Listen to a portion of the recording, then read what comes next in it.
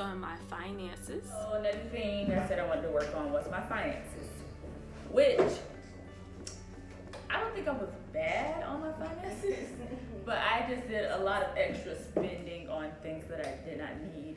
I like to sit on my computer and Put things in your shopping click cart. ads on Facebook and buy things. Listen, Facebook ads and Instagram ads get me. Yeah, me too. That's If my you problem. you should see the saved ads that have. Yeah, I don't save it. I just go No, ahead and buy it. No. That's the problem. I save it because I need to go back and read the reviews. At the beginning of this year, I started making a budget to, see where my money goes. And that's when I realized that, hey, I don't have all the money that's going from my account accounted for. And it's because I use a cash system. However, That card. so I was like always off, and I'm like, what is wrong? So I went on a spending freeze.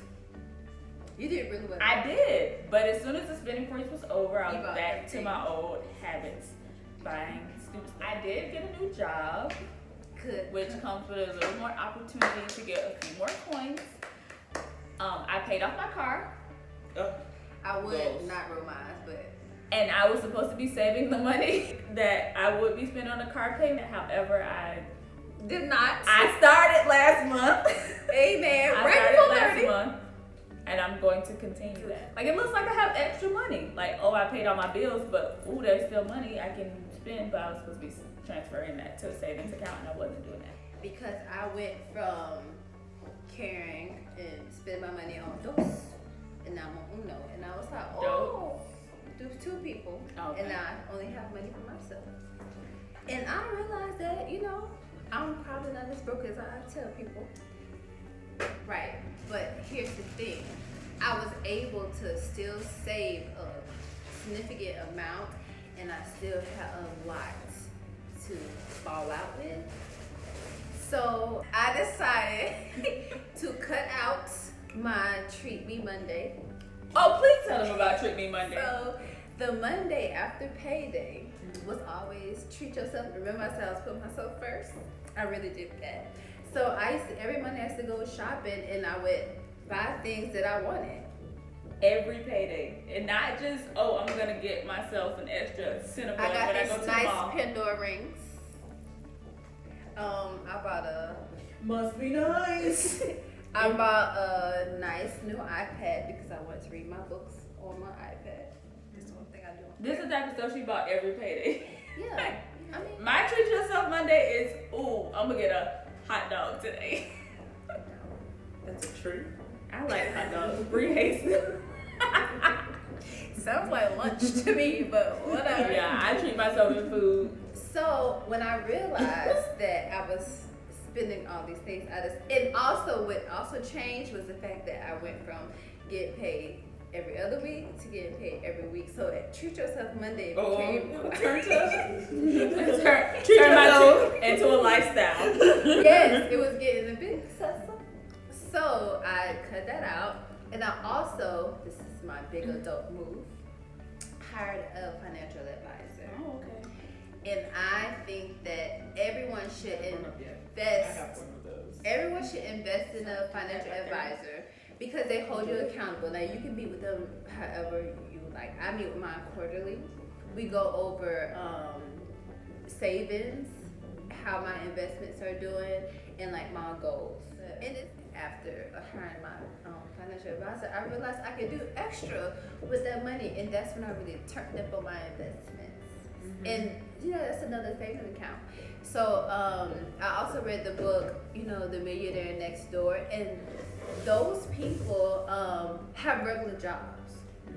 And they were able to use investment money to pay for things they wanted, new cars, children going to graduation. And I think that we don't realize that we can do that. So I used How that about my money. house? See? Oh, we could talk about that, Bree. Yeah, well, Well, I you finished? yeah, I think you should. You're done. Yeah. I live in a treat yourself Monday phase. That's just how I live now. But it's only what I did to help myself because I'm very impulsive. Yes. That's why I never have a wish list of gifts because if I want something I usually buy I it like for to. myself. Me too. No, I don't. What you want for your birthday? Got it already. That's Except for my what mini I'm fridge. saying. That's still on the list. But what I've had to do, I read something and someone said what helped them was if you want something, give yourself 3 days, and if in 3 days you still want it, then you go buy it. So that's what I do. Kind of like Amber sending me a Kate Spade bag that I wanted. I said, oh, I don't want this, and then I couldn't buy it right then, but then I went to the outlet a couple of days later, and not only did I buy it, but I got a significant discount. Unfortunately, now I go there every week. All that to say, one of my goals for 30 was buying a home. And I was intimidated by the process just because, hearing everybody talk about how much they have to save, all this stuff. I don't have a formal, savings account. So I was really worried because people just kept making me feel like I wasn't prepared enough. Yeah. Until I found someone who told me I could do it anyway. So I've learned that here's how having investments, these are always to supplement what savings means. Just it's not necessarily tangible cash on hand, but it's cash that you can use. So for this year right now in 2019, if you want to buy a house, it's a good time because the interest rates are low. But because at first I was going a route where I was getting a loan with down payment assistance, where they covered everything, so I didn't have to have any money to put down. It was really high, 5.625%, which is really high. Yes. But so my lender was like, that's what you're gonna do, fine. But literally, right before he went to underwrite my loan, he called me and he was like, I really just have to tell you, I don't think it's the best idea for you to go with this loan.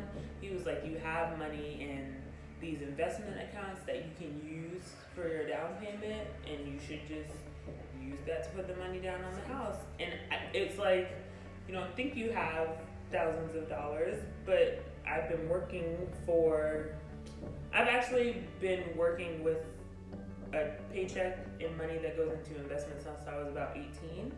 So I had a really nice chunk of money saved that I don't think about or touch or see. It goes straight out of my paycheck into another account. Yeah. But it was kind of I was proud of what I had been doing, and it was something I wasn't, it's not something you're actively reaping the benefits of, but it shows how the long game can come into play. And I think that was it's just been nice feeling the benefits of that now that I'm on the back end of my 20s.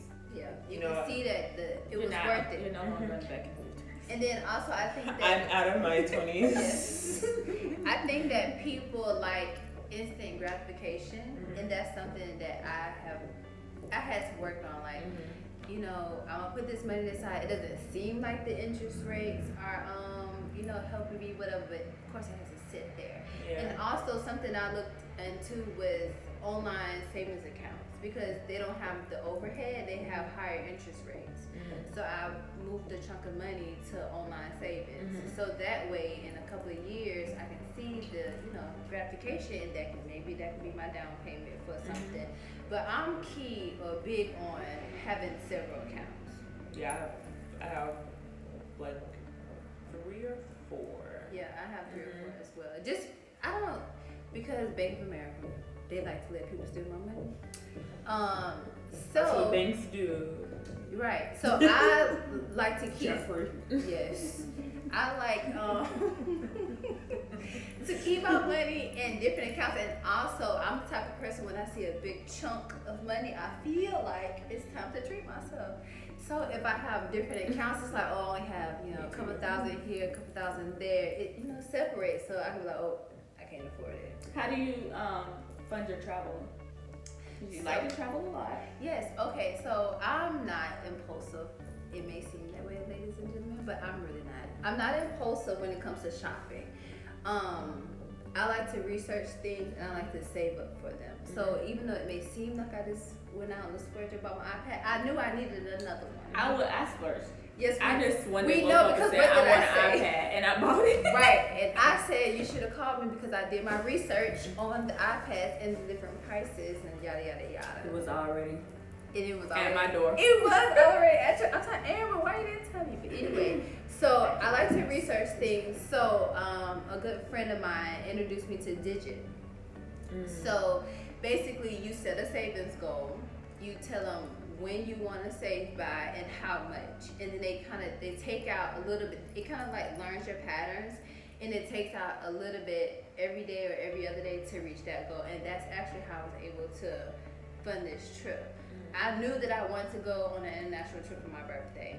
So last year I set a goal and how much I wanted to save.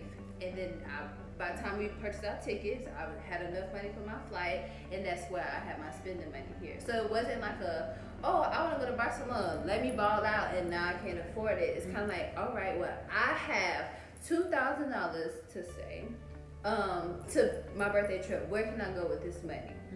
So, and I do that for literally like everything. I want an Apple Watch. I have a digit that says Apple Watch, and when I want it by. So like big purchases, I always like set a goal and I save towards that instead of being impulsive. Cause I think that's where I get out of hand. Cause then it's like, shoot, should I have spent that $500 on that? And then maybe sometimes by the time I get to that savings, I realize I can use that money for something else. So I'm very big on like figuring out big things that I want and saving towards them. So that's why I have the expensive stuff, but it's not impulsive. It's because I know what I want and I research and make sure that it's worth the money. Yeah. Quality. Yeah. If you buy a Kate Spade bag, make sure that it's significantly discounted because it's not worth the full It's price. definitely not worth it. Don't say 75% off at least. Can't get any more of my money. I wouldn't spend. I think that I'm gonna go to the quality brands such as Louis Vuitton Yeah. and Gucci. That's where Now, you should spend your money. And We got some fly outfits from the Walmart in Miami, okay? we did, and also Shein dressed me today. Now these I tight. don't know if it's so much. Shein. Oh, is it? It was so cheap because it don't got no what's it called? Fabric? No. Oh, we don't have nothing here. No, ma'am. But you gotta mix a little quality. But I was just going to talk about how a part of Ballin to 30 or wherever we going next. What is that? 40? We're gonna go to 31 first. Is Get through this. you don't have to live for other people. Right. So if I see Bree buy a house, that don't mean I have to go buy one as well. It's something to aspire to, something great. I mean, just have I'm very somewhere to happy stay. for her, but I don't have. Come stay in mine. I think an important part of Ballin and keeping your finances in check is not trying to live where other people are living. Right there. But I think when people want everything like right now, that's when the financial situation goes south. It also helps being in tune with like what you actually need. Correct. Because you can I think you can accept your starter house or your starter car or anything else that's considered starter because it's like, is this giving me what I need right now? Yes. Is it nice for my standard? Yes. And as long as you have your standards met and your needs met, you probably are going to be a lot happier with the fact that, wow, I didn't try and overdo something. I did something right for me and it still worked out because I still like it a lot. Right. And although I was very disrespectful in my 20s and calling people in their 30s old, 30 is young. Now that you've reached 30, Now that I am here, 30 is young. And so wrapping it up, live within your means. yes. The ones right now. Budget. You can use these little apps like Digit to help you save multiple accounts and have goals. Yes. Realistic goals for things that you need. I think her financial planner tip was a good Financial advice planner. because they can explain if that's not what you've studied or if that's not what you're interested in, like reading a book about or a blog about. They can help you just get on a good start, just to know different ways to invest, even if it's a small amount. Like even if you start with something little. And that's another thing. People think you have to have a lot of money to invest. You don't. You can start with $50.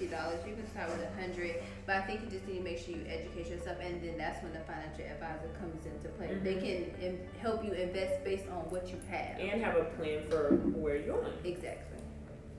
All right.